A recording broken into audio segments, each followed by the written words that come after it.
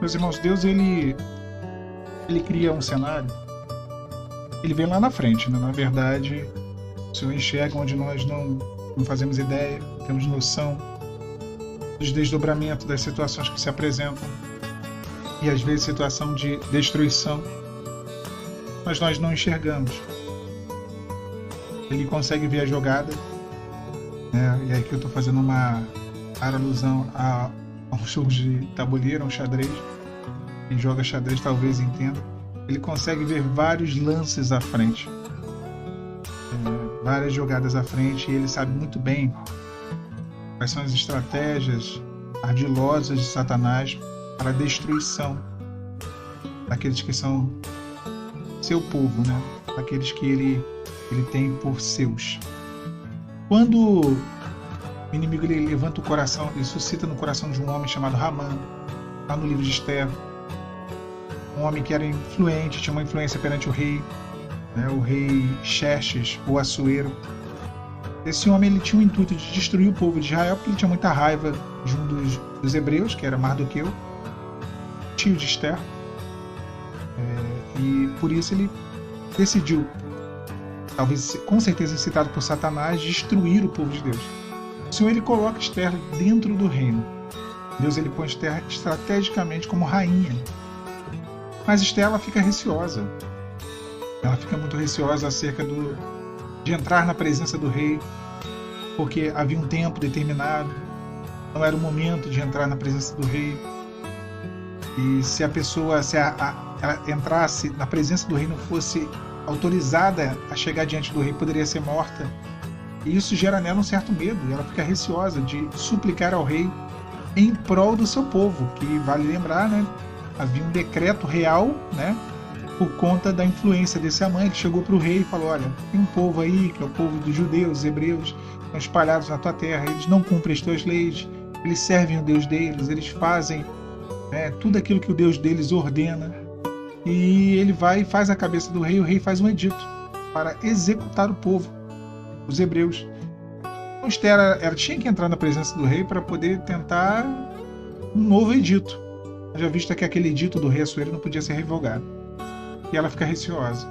Quando ela fica receosa, a palavra fala que Mardoqueu manda, o tio dela, Mardoqueu manda avisar a ela, dizendo: olha, a Esther 4, versículo 14, se tu se calar, nesse momento agora, o Senhor vai operar socorro e livramento para os judeus, de uma outra forma. Mas tu e a tua casa vão morrer. Quem sabe se para esse momento Deus não te colocou como rainha, Ele não te colocou no reino. Irmãos, às vezes Deus nos coloca em posições estratégicas de intercessão, em posições estratégicas para operar o livramento na vida de alguém, para ser boca de Deus, para ser instrumento do Senhor, para livramento, para libertação, para salvação, e nós nos omitimos.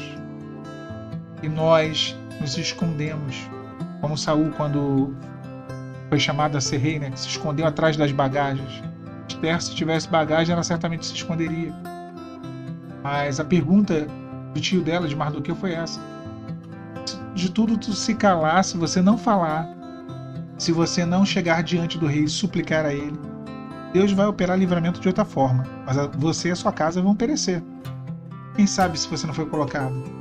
E ela tinha sido colocada como rainha para isso. Deus te colocou numa posição de intercessão. Deus te colocou numa posição para que tu tomasse sim em oração, entrasse sim em intercessão por alguém, por algo, pelo seu lar, pelos seus amigos, pelos seus familiares. Aqui eu estou falando em várias esferas de relacionamento. Às vezes Deus nos põe em situações estratégicas. Uma vez eu descendo do monte, estava vendo um irmão orando e parecia algo meio, né? Depois eu conversei com ele e ele falou para mim assim: varão, eu tenho um propósito com Deus. Deus me colocou aqui nesse monte para poder orar pela igreja.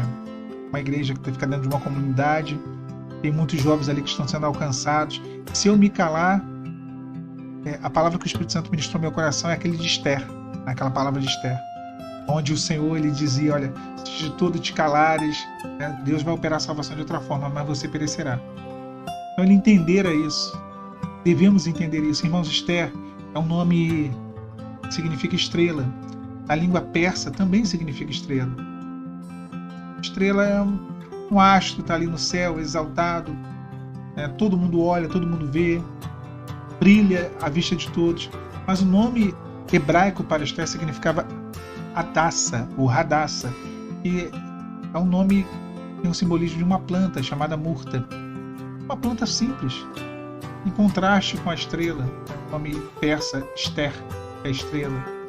Em contraste com esse nome, Hadassa, ou murta, era uma planta simples, rasteira, uma beleza muito simples, mas uma planta muito resistente, com as folhas resistentes, com seus galhos resistentes. Era uma planta que ficava numa região árida, no norte da África, ela aguentava um calor intenso. Eu acho que toda irmã que está escutando essa mensagem, às vezes nós olhamos os padrões do mundo e pensamos, quantas Esther tem, né? Estrelas estão ali, amostras de todos. A beleza, ela é estampada, ela é externa e é estampada nas redes sociais. Mas quantas Hadassas existem, quantas murtas. Naquele momento, Esther teve que lembrar que ela era Hadassa, que ela era uma murta, que ela era uma judia, que o povo dela estava em risco, que ela não poderia negligenciar o papel que lhe foi conferido, aquilo que Deus confiou a ela, a obrigação que ela tinha de entrar na presença do rei, falar com o rei em prol do seu povo. Isso é uma oração. Isso é uma oração. Ela não tinha o direito, não era o momento de ela entrar na presença do rei, mas ela tinha que alcançar graça diante do rei. Nós também, quando entramos na presença do Senhor diariamente, em orações, em intercessões, em propósitos, nós não temos o direito. Devemos alcançar graça, né?